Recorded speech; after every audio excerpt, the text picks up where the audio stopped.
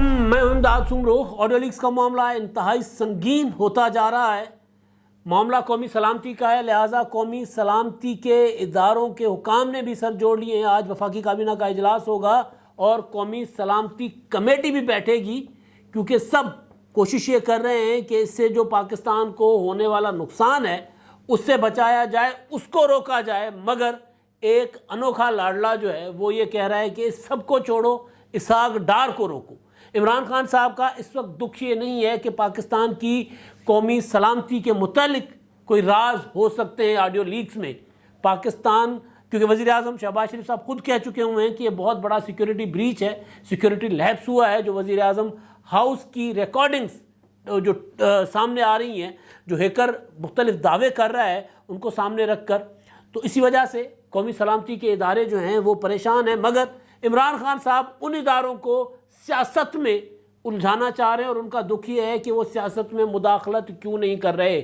आप देखें कि एक तरफ मुल्क सैलाब में डूबा हुआ है, एक तरफ ये जो ऑडियो लीक सामने आई हैं उन्होंने दुनिया को हैरान और परेशान कर दिया है। ज़ाहिर है पाकिस्तान ज़्यादा परेशान है कि भाई वज़ीर आज़म हाउस की जो गुफ्तगू है, चाहे वो वज़ीर आज़म की अपने भतीजी के साथ गुफ्तगू है, चाहे वज़ीर आज़म की अपनी काबीना के अरकान के साथ गुफ्तगू है, या फिर वो जो हैकर दावा कर रहा है कि वज़ीर आज़म की सिक्योरिटी हुकाम के साथ गुफ्तगू या सिक्योरिटी हुकाम की आपस में गुफ्तगू, वो भी उसके पास है। वो हैकर्स के वो जो डार्क वेबसाइट वाला पर उसने अपने दावे रखे हुए हैं उसके मुताबिक कि वो बहुत कुछ उसके पास है और वो सामने ला सकता है। तो ज़ाहिर परेशान कुन सूरत हाल है, और उस परेशान कुन सूरत हाल में पूरी की पूरी हुकूमत और फिर जो क्या होते हैं बाशऊर या दर्द दिल रखने वाले या मुल्क के लिए सोचने वाले जो सियासतदान हैं, उन सब के लिए परेशानी का बायस ये है कि ये सब कैसे हुआ और इसको कैसे रोका जाए। मगर इमरान खान साहब कह रहे हैं कि नहीं नहीं नहीं नहीं नहीं नहीं, इनको छोड़ें, ये सारा कुछ छोड़ दें। और वो बता रहे हैं कि हैकर्स के पास क्या क्या है, वो खुश होकर बता रहे हैं कि हैकर क्या क्या कर सकता है और क्या क्या उसके पास है। गोया इमरान खान साहब के लिए ये कोई बड़ा मसला ही नहीं है। और वो फिर तकरीरें कर रहा है कि जी इसहाक डार को सिक्योरिटी के इदारों ने क्यों नहीं रोका, मुहाफिजों ने क्यों नहीं रोका, इंसाफ करने वालों ने क्यों नहीं रोका, अब आपका भाई रोकेगा इंशाअल्लाह। इमरान खान साहब ये कह रहे हैं। तो बुनियादी चीज़ जो है, इमरान खान साहब का दुख है क्या, इमरान खान साहब क्यों इतने परेशान हैं, ये असल सवाल है ना। कि खान साहब को कोई और चीज़ नज़र क्यों नहीं आती अपनी ज़ात के अलावा। हमारे यहाँ सियासत में लोगों ने, सियासतदानों ने जेलें काटी हुई हैं, मतलब अपने लाशें उठाए हुए हैं अपनों के, और कोड़े खाए हुए हैं, जरावतें बर्दाश्त की हुई हैं। लेकिन जब मामला कोई इस तरह का आता है तो फिर उसके ऊपर सियासत नहीं होती। लेकिन इमरान खान साहब इसको भी लेट्स प्ले विद इट वाला जो अंदाज़ था ना उनका, वो जो साइफर आया था और उसका उन्होंने कहा था कि लेट्स प्ले विद इट, तो इस मामले के साथ भी वो अपनी ज़ात की सियासत करना चाहते हैं, अपनी ज़ात के गिर्द इसको जो है वो, या अपना फ़ायदा उठाने के लिए, अपना सियासी मुफाद उठाने के लिए इस मामले को भी इस्तेमाल करना चाहते हैं। तो पहली बात यह है कि जो सवाल है कि खान साहब क्यों इतना हिरसी क्यों हुए हैं, इतना वो होता है ना उजलत में क्यों हैं, इतनी उनको जल्दी किस चीज़ की है, ये सवाल है। तो सवाल के पीछे काफ़ी सारे जवाब हैं। इसकी रीज़न्स जो इमरान खान साहब की परेशानी की कि जी क्यों नहीं रोका इसहाक डार को, जो दुख है इमरान खान साहब का, इस दुख के पीछे बहुत ज़्यादा रीज़न है, बहुत ज़्यादा इसके पीछे एक पूरा का पूरा एक माहौल है जो मैं आगे चलकर आपको बताता हूँ। बेसिकली सबसे पहली बात तो ये है कि उस पर मैं बाद में आता हूँ। पहले ज़रा ये जो अपना मामला है ऑडियो लीक्स वाला, उसके बाद मैं एक एक करके चीज़ें इमरान खान साहब की बताता हूँ। ऑडियो लीक्स वाले मामले पर कल वज़ीर आज़म ने प्रेस कॉन्फ्रेंस भी कर ली। आज वफाकी काबीना का इजलास है और कौमी सलामती कमेटी की भी बैठक होनी है इस मामले पर, क्योंकि जो अब हैकर दावा कर रहा है वो दावे अगर ठीक हैं, अगर कोई ऐसी चीज़ उसके पास लग गई है तो पाकिस्तान एक न्यूक्लियर स्टेट है। तो न्यूक्लियर स्टेट के मुतालिक सवाल उठ जाएंगे कि ये कैसी न्यूक्लियर स्टेट है जिसका वज़ीर आज़म हाउस महफूज नहीं है।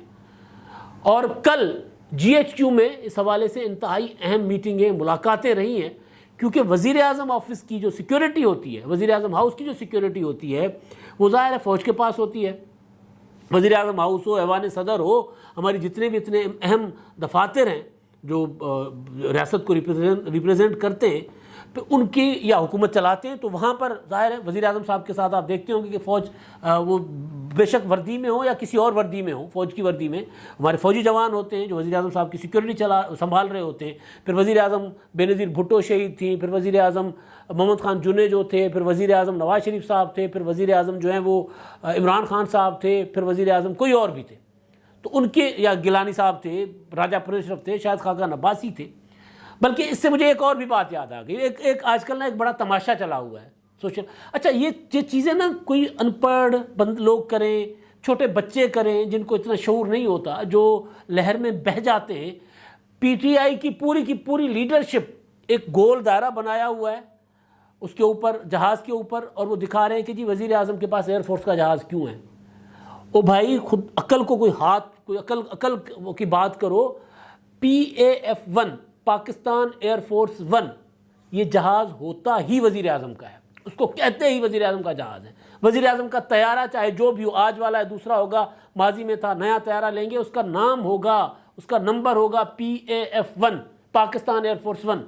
بالکل اسی طرح امریکن صدر کا طیارہ بھی وہ وہاں کی ایئر فورس کا 1 نمبر طیارہ ہوگا، اس کا بھی نام یہی ہوگا، امریکن ایئر فورس 1.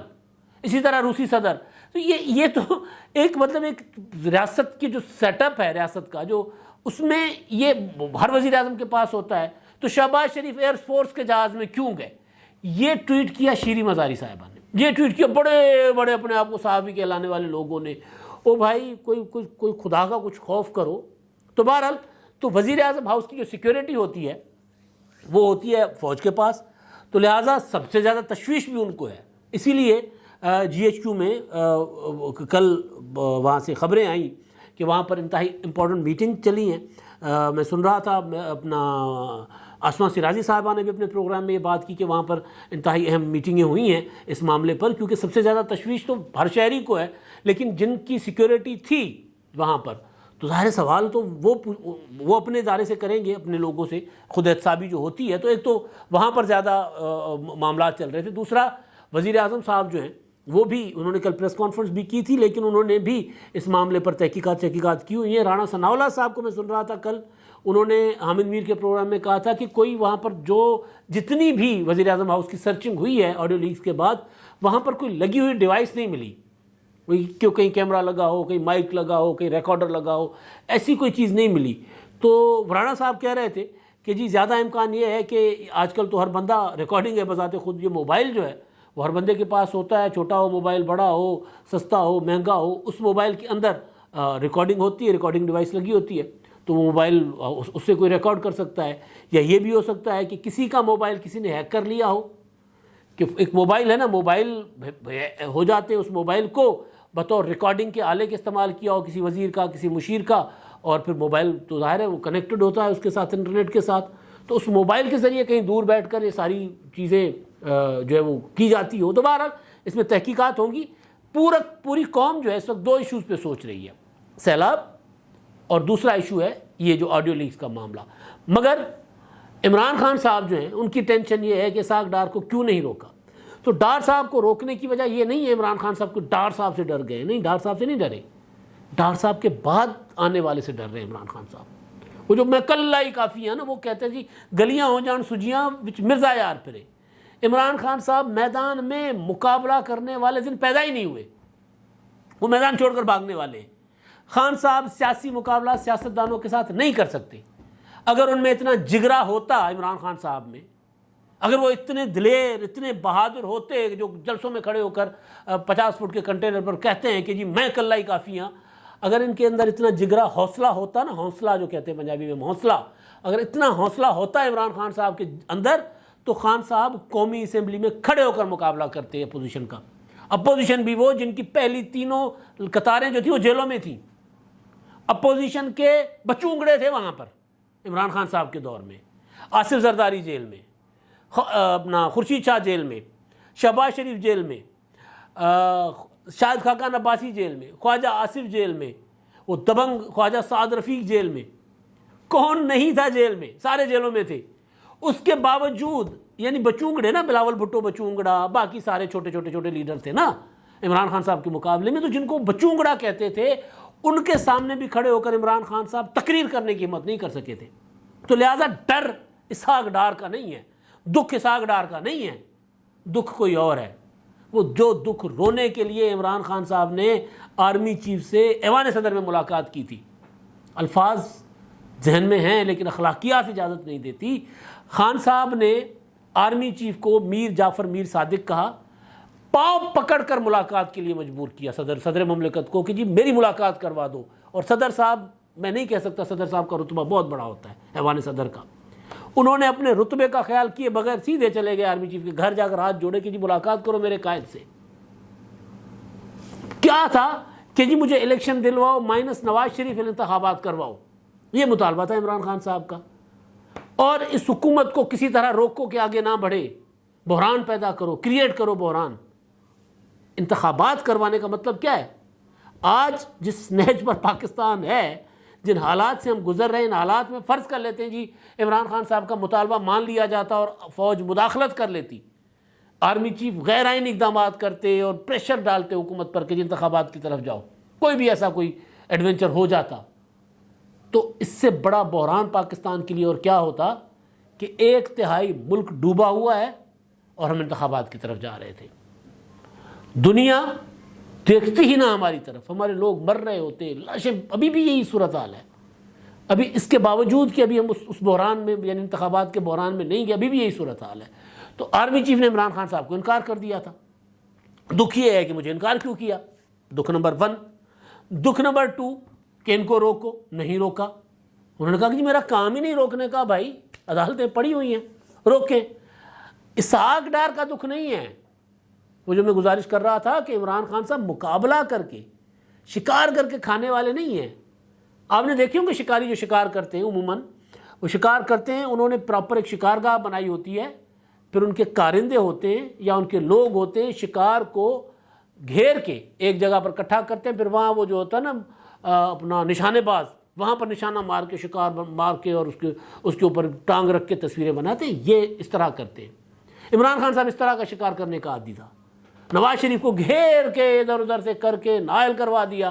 نااہل کروانے کے بعد عمران خان صاحب نے تصویر بنوائی نواز شریف کی، گرے ہوئے نواز شریف کی کے اوپر، اور تصویر بنوائی اور یوں مکہ لہرایا کہ جی میں جیت گیا ہوں، میں وزیر اعظم بن گیا ہوں۔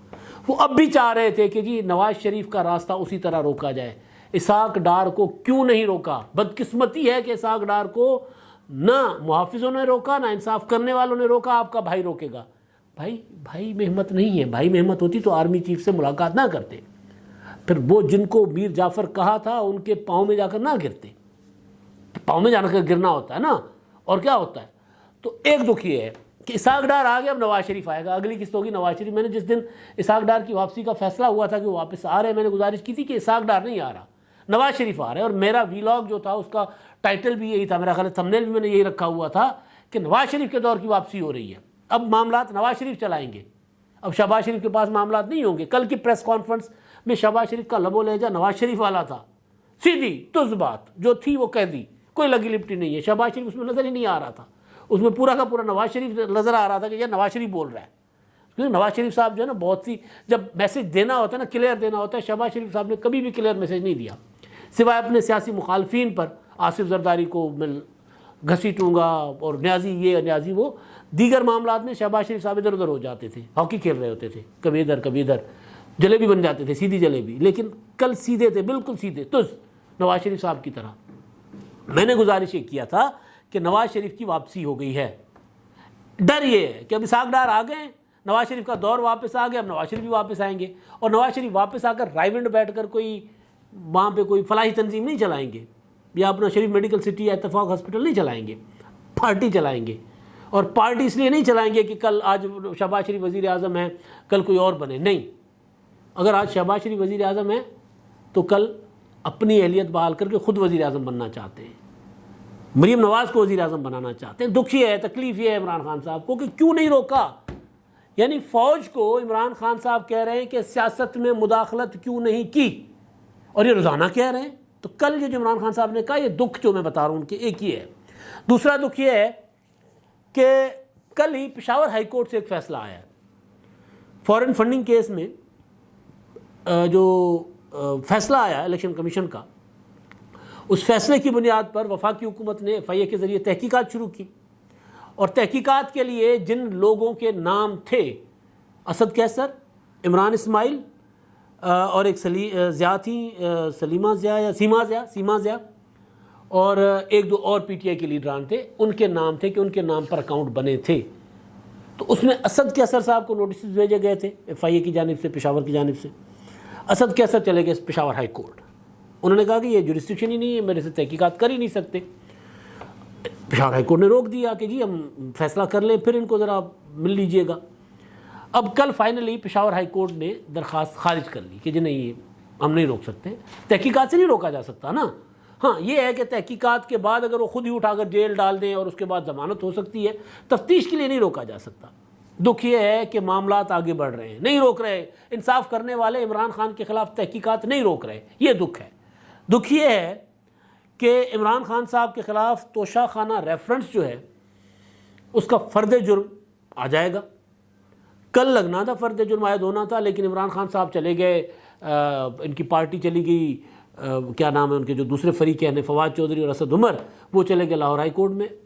انہوں نے جا کر لاہور ہائی کورٹ سے اسٹے لے لیا۔ اسٹے بڑا ٹیکنیکل اسٹے تھا، اور اس کی 29 کو سماعت ہے، اپنا فل بینچ سماعت کرے گا۔ ٹیکنیکل اسٹے یہ ہے کہ جی آپ کوئی کاروائی، یعنی کوئی بڑی کاروائی نہیں کر سکتے، آپ سماعت جاری رکھیں، آپ کوئی ایڈورس ایکشن نہیں لے سکتے۔ ایڈورس ایکشن یہ کہ سزا نہیں دے سکتے، نااہل نہیں کر سکتے، یعنی توہین عدالت کا مرتکب ہوا تو پھر ظاہر ہے کوئی سزا ہوگی نا، کوئی ڈکلیریشن ہوگا، وہ آپ نہیں کر سکتے۔ اور دوسرا یہ ظاہر ایڈورس ایکشن کا مطلب پھر یہ ہے کہ اس میں جو فرض جرم عائد نہیں ہو سکتا۔ تو کل سماعت تھی، تو کل اس وجہ سے سماعت 2 ہفتے آگے چلی گئی کہ جی فیصلہ آ جاتا ہے لاہور ہائی کورٹ کا، تو اس کے بعد پھر اس معاملے کو جاری رکھیں گے، وہ بھی توہین عدالت کا مقابلہ کرنے کے بجائے، وہاں جا کر لڑنے کے بجائے سینہ تان کر لاہور ہائی کورٹ کا کندھا استعمال کریں کہ دیکھیں یہ ہمارے اوپر توہین عدالت، توہین الیکشن کمیشن کا چلا رہے ہیں، لہٰذا ان کو روکیں، یہ نہیں کر سکتے۔ بالکل اسی طرح جس طرح عمران خان صاحب فارن فنڈنگ کیس میں مقابلہ کرنے کے بجائے عدالتوں کے پیچھے جا رہے تھے، کبھی اس عدالت کبھی اس عدالت۔ ایک دکھ یہ ہے۔ دوسرا دکھ یہ ہے کہ فرد جرم عائد ہو سکتی ہے 3 اکتوبر کو۔ کل یعنی 29 کو عمران خان صاحب نے، 29 ستمبر کو عمران خان صاحب نے جواب دائر کرنا ہے اسلام آباد ہائی کورٹ میں۔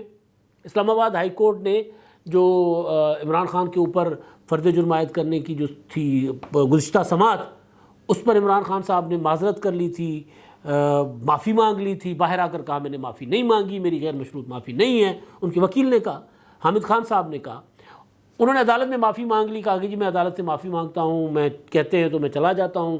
وہ جو خاتون جج زیبا چودھری جن کے متعلق میں نے نازیبا یا دھمکی آمیز کلمات ادا کیے، کرنا نہیں چاہتا تھا، ہو گئے، تو ان کے پاس بھی جا کر معافی مانگ لیتا ہوں۔ تو اس پر عدالت نے کہا کہ جی اچھا رویہ ہے آپ کا، بہت اچھی چیز ہے، آپ کو احساس ہوا ہے، لہٰذا آپ جواب تحریری طور پر یہ والا بیان حلفی جمع کروائیں، معاملہ 29 ستمبر تک، اور 3 اکتوبر کو ہم دیکھ لیں گے۔ تو وہ بھی ہونے جا رہا ہے، وہ کسی نے نہیں روکا۔ دکھ یہ ہے، تکلیف یہ ہے کہ بھائی عمران خان عدالتوں میں پھریں گے، عمران خان صاحب جو ہیں ان کے اوپر اس طرح مقدمے چلیں گے، تو یہ سارے معاملے ملا کر نا، اب اس میں آپ کو تھوڑا سا ماضی میں لے جاتا ہوں مختصراً۔ عمران خان صاحب خود کہتے ہیں کہ جی میں نے تحریک عدم اعتماد جب میرے خلاف آئی تو میں نیوٹرلز کے پاس یعنی آرمی چیف اور DGISI کے پاس گیا، میں نے ان کو کہا کہ تحریک عدم اعتماد روکو، انہوں نے نہیں رکوائی۔ اب کہہ رہے ہیں ساگ ڈھار کو روکو، انہوں نے نہیں روکا، ٹھیک ہے، اب آپ کا بھائی روکے گا، آپ کا بھائی تحریک عدم اعتماد نہیں روک سکا تھا نا۔ پھر کہتے ہیں جی مجھے بجٹ پاس کروانے کے ٹائم پر میرا نمبر پورا نہیں ہوتا تھا تو میں فوج کو کہتا تھا، نیوٹرلز کو کہتا تھا کہ جی میرے ممبر پورے کر دیں، یعنی بجٹ اگر پاس نہیں ہوگی تو میری حکومت گر جائے گی، تو میری حکومت گرنے سے روکو، تب وہ روکتے تھے۔ اب دکھ یہ ہے کہ اب وہ کیوں نہیں روک رہے، یہ سارے دکھ ہیں عمران خان صاحب کے۔ اسی وجہ سے پھر کنٹینر پر چڑھے ہو کر کہتے ہیں جی انصاف کرنے والوں نے کیوں نہیں روکا اور محافظوں نے کیوں نہیں روکا۔ محافظوں کا کام یا انصاف کرنے والوں کا کام سیاسی معاملات میں مداخلت کرنا نہیں ہے۔ اگر وہ مداخلت کریں گے تو آئین کی خلاف ورزی کریں گے، بلکہ آئین ٹوٹے گا اس سے، تو وہ نہیں کرنا چاہ رہے۔ عمران خان صاحب کہہ رہے ہیں کہ جی میرے لیے آپ سیاست میں بھی مداخلت کرو، آئین بھی توڑو، اور وہ نہیں کر رہے، تو خان صاحب کنٹینر پر کھڑے ہو کر یہ دکھڑا رو رہے ہیں اور آگے چل کر مزید روئیں گے۔ اب تک کے لیے اتنا ہی، اللہ حافظ۔